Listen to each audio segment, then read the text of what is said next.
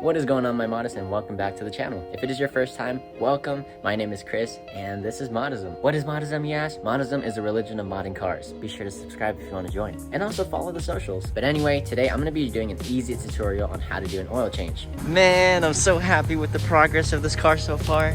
Now we got the car inside. She's sitting pretty. Now we're just going to let the car cool down for a little bit because it was just running. Next, of course, we're going to pop the hood. Alright, we got the hood open. As you can see, we got this beautiful PRL race intake. Anyways, that's besides the point. So, before we get into the actual draining process, what you want to do is locate and check your dipstick. Mine is this bright orange colored tab. And the reason being is because you want to check the condition of the oil, make sure it is not too low, because if it's low, then obviously you're either leaking or burning oil. And let me just say, neither of those two options are good for your car. Okay guys, so to check your dipstick, you're going to want to grab a rag or a paper towel. And then, first off, you're going to take it out, clean it, and then we are going to insert it back in. Make sure it's all the way down, and then you pull it out, and you check the level. I'm gonna be honest, I think this one might be burning a little oil. So as you can see, it's about halfway between the first and the second dot. So what the first dot on the bottom means is you're 1 quart away from having a full oil capacity. And then the second dot just shows you're at full capacity. Great rule of thumb, these two dots are 1 quart apart. After we check the dipstick, we're gonna remove the oil cap. So what I do when the oil cap is too hard to remove with just my hand, I grab an adjustable wrench. And of course you wanna size it down to the exact width of the top part. And we're just gonna crank it a little bit. There we go. And we're gonna leave this somewhere like right here or up there, just someplace where you'll remember. Another thing to let you know that you're not done is you can also leave the dipstick up hanging like this. Sometimes your oil cap will say what type of oil is recommended from the manufacturer, and honestly a lot of them should say that. This one, as you can see, it recommends 0W20, but we're not going to be putting that in the car. We're actually going to be running some 5W30. As you can see, this is Mobile 1. Reason being is because 0W20 is way too thin to be running in this engine. This engine was kind of built for more commuter purposes. However, as you can tell, this is not exactly a commuter car. Sometimes you have to double check what kind of oil you should be using, not exactly the one that the manufacturers recommend. Because even though it's a recommendation, it's not saying that it's optimal for the car. So essentially, sometimes they'll recommend whatever is cleanest for the earth, not best for your car. And if you're not sure what oil to use, then be sure to check out the forums to whatever car you have. If you have a 10th Gen Civic, there's Civic X, and it's really helpful there. It's not like the M3 Post. I swear people aren't going to dig on you for every single thing you ask. Usually I jack up the car from the pinch welds, which are right there. See that little railing with the fold over there? Some people, they say not to do that, but you know, let's be honest, it's a jacking point. But of course guys, if you are going to be doing stuff like this, make sure you have eye protection as well as some gloves. Highly recommend it. Here is my catch can. So of course you're going to want to remove this and open up this little cover right here. Reason being is because if that's closed and you put oil in there, it's just gonna start popping everywhere. Alright, so we are now underneath the car. So as you can see, it says engine oil right here. That is our drain plug. Here is our oil filter. Keep in mind, it's not going to be the same configuration for every single car, but for 10th Gen Civics is what it looks like. On this particular pan, you're going to need a 17 millimeter. You want to grab your catch can so that this trajectory of when the oil comes out should line up. Keep in mind, the car is only brought up in the front, so it's currently tilted this way. So we're going to angle the catch can a little bit so it's underneath here, but also so there's excess in case this shoots down further than we expect. So we're just going to start by undoing the drain plug. It's a 17 millimeter. Damn, this might be tricky. Goodness gracious, we gonna need a breaker bar. If you don't have enough torque, or if you're not strong enough, use a breaker bar. It's just a basic metal pipe, and it's gonna give you more leverage. As you can see, the ratchet just fits inside of it. We're gonna go ahead and try another angle just because there isn't a lot of clearance under here. Mata ass. In an instant like this, where if it's too hard to get off for whatever reason, can't go wrong with some PB Blaster or some WD-40. And that should help us out a little bit. God damn it, why did I have to be so buff? Oh, there we go, let's fucking go! Yeah! Okay, boys and girls, after you finish wrestling around with your drain plug, we're gonna go ahead and move the catch can. So for this part, it's gonna get a little messy regardless of how fast you are.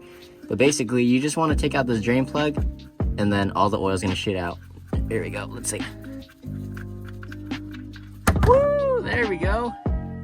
And while that's draining, we're gonna check everything under the hood. And by everything, I don't mean everything, just your basic fluids like your brake fluid, got some coolant, you know, of course, later on, we're gonna check the oil level, washer fluid, power steering if you have it. I don't think this car has power steering because I believe it's electronically controlled. When it comes to checking these things, you might wanna use a flashlight because it makes things a lot easier to see. And there are readings along the side of the containers that say minimum or max. They don't always say that, but they should for the most part. As you can see, the brake reservoir isn't all the way to the max. It's like a little bit in the middle of minimum and maximum. That's perfect. Everything up top checks out, so I'm gonna go back under and then I'm gonna do the filter next. And I just noticed something, folks. There's no drain plug gasket on here. So I'm gonna go ahead and buy one before I install this. All right, guys, I just came back from O'Reilly's and we picked up a set of crush washers or drain plug gaskets. And as you can see, perfect fit. So we're gonna go ahead and slap this on the car now. Now that we have a new drain plug gasket, we're gonna go ahead and reinstall the drain plug. Now we're gonna go ahead and tighten it, but make sure you don't over tighten it. Sweet. We're gonna be removing the oil filter next, but I'm gonna show you how to use an oil filter wrench. I'm not exactly gonna need this today, but if you do need it, let's say you can't unscrew it with your hand, you're gonna grab an oil filter wrench. It's gonna be rotated like this so that this band tightens up as much as possible, and when it tightens up and has a grip, you want to turn it so you can crack it. Once you crack the oil filter, then you can just untwist it with your hand and you should be good. But before you take off the old filter, make sure you have your new one on standby. We're going to be using this Fram Tough Guard, and also make sure that it's the right size. This is the type of filter it is at the bottom, the TG7317. The reason why you want to double check is because if you put a new filter on and it doesn't fit, then you just wasted a new filter. Wow, look at this beauty. Here we have our old filter. I'm going to just go ahead and remove it with my hand. As you can see, it's easy to twist. When you do this, you're going to want to have the catch can underneath because as you can see, I started twisting it and there's like a bunch of oil coming out already. We have a catch can underneath and we're going to keep twisting till it comes all the way off. Ooh, there we go. Just like that, the filter is off, the oil is draining, and we're going to let this drain out in the pan for a little bit. So if your filter's O-ring isn't pre-lubed, then you're going to want to grab some of that old oil, and then we're going to go ahead and put it on here, you know what I'm saying? You know what I'm saying? Like that. Next up, we're going to go ahead and install it right there. You want to keep twisting until it's about hand tightened.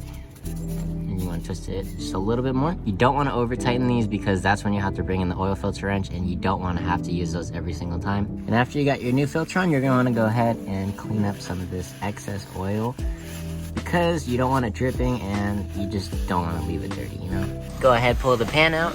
And for the old filters, I usually just put them back in the box I used for the new filter, and then I bring it to O'Reilly's and dump it. And while we're at it, why don't we inspect the oil pan just to make sure that there isn't any metal shavings or anything out of the ordinary. This is just plain dirty black oil, so we're looking good. Now it's time to put the new oil in. The manual calls for about 3.7 quarts, but let's be honest, 4 quarts isn't really gonna do anything bad to it. So typically I just put all 4 in, and I've never had an issue till this day. But if you are pretty anal about it, then yes, I would do 3.7. We got our funnel right here.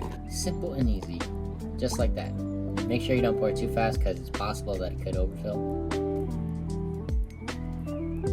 Here is number 2. Okay, 3rd one, and then after this we're going to check the dipstick to make sure it's at the right level. Of course, you want to wipe it off first, just to get a clean reading. And we're gonna stick it back in.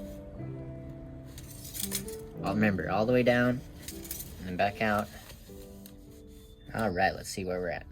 Sweet. We're a little bit above the first dot, so that means we're on the right track. Now we're pouring in our last quart of oil. Sweet. Right, all the new oil is in. Now we're gonna go ahead and check the dipstick once more. It is full, and it's going a little bit above the top line, but that's okay. It's not gonna blow up the engine or anything. After you check the dipstick one last time, put it back in, and then we're gonna go ahead and slap the oil cap back on as well. Time for a little checklist. Underneath the car, the drain plug is back on, tightened, as well as the new oil filter. All the fluids are good. There's new oil in there. The oil cap is back on. The dipstick is back all the way in. I think we're missing something. Oh yeah, time to reset the maintenance light. This part is especially important if you work at a dealership, but basically we have the car in accessory mode, so the engine is off. I'm gonna click on Home, Settings, Vehicle, Maintenance Info, select Reset Items. I didn't reset any of these just because I didn't do those today. So we're gonna click Oil and Filter. reset, and bam, we should have one less light on the dash. Well guys, that's gonna complete the easy tutorial on how to do an oil change. If you guys like this video or found it helpful, please do hit the like button, subscribe, and turn on your post notifications because it does help me out a lot. And also send this to some of your friends and family. It never hurts to learn a new skill. That's gonna wrap up this video. Thank you so much for tuning in. I love you, my Moddism fam, and I hope to see you guys next time.